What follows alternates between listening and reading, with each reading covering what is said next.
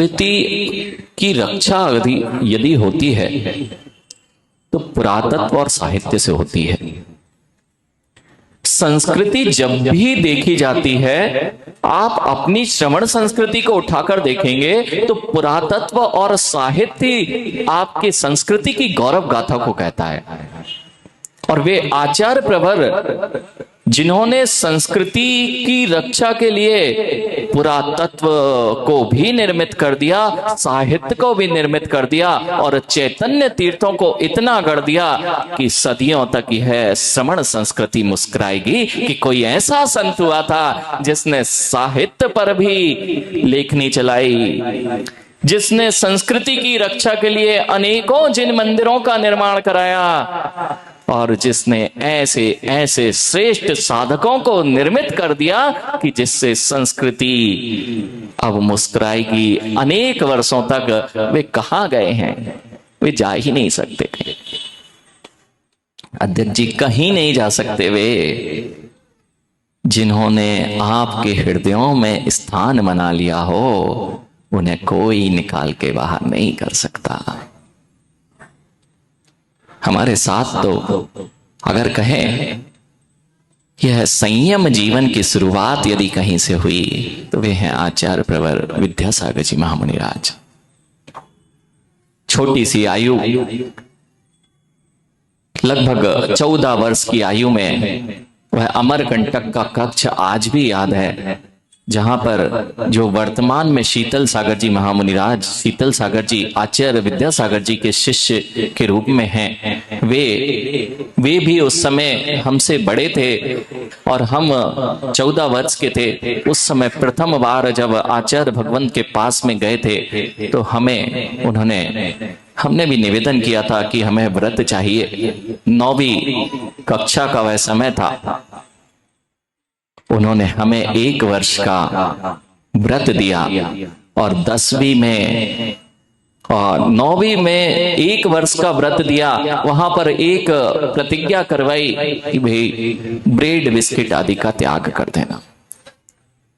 बहुत प्रिय था, लेकिन गुरु मुख से यदि कुछ निकल गया है उसको नकार देने की क्षमता किसी के पास नहीं हुआ करती।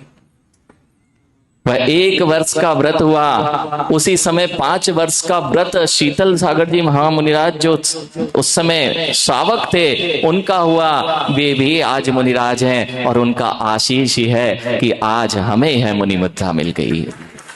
कुंडलपुर में पुनः एक बार ऐसा क्रम आया जब 1 वर्ष बीतने के पश्चात पुनः उनके पास पहुंचे। क्या दिन होते हैं! वे चीजें ही तो याद करना है, वे चीजें जो उनके साथ में पल बीते हैं, वे पल प्रतिदिन नई स्फूर्ति भर दिया करते हैं।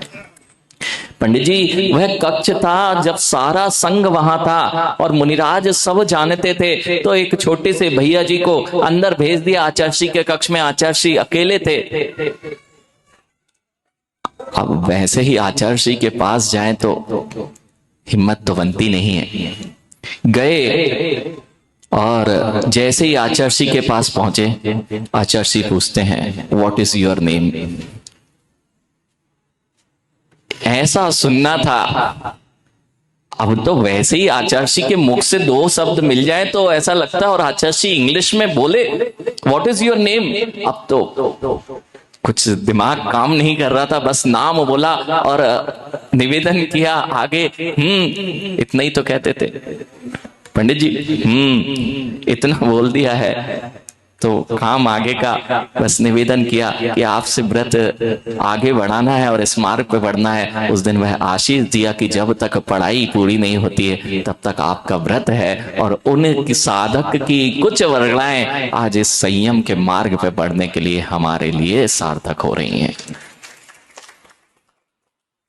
पंडित जी, जहां उन्होंने पुरातत्व के लिए, अभी आप लोगों ने अयोध्या जैसा मंदिर देखा, वह तो सरकार की प्रेरणा और सरकार के सहयोग से तैयार हुआ, लेकिन जिन शासन के लिए ऐसे कितने मंदिर उन्होंने गढ़ दिए हैं, यह आपको गौरव की बात होना चाहिए। चाहे रामटेक हो, अमरकंटक हो, डोंगरगढ़ हो, सागर हो, कुंडलपुर हो, वहां पर नेमावर हो, बीनावारा हो, आप तो मुस्कुराइए मुस्कुराइए कि उस युग में जन्मे हो जहां ऐसे गुरु भगवंतों के दर्शन दिखाई दिए।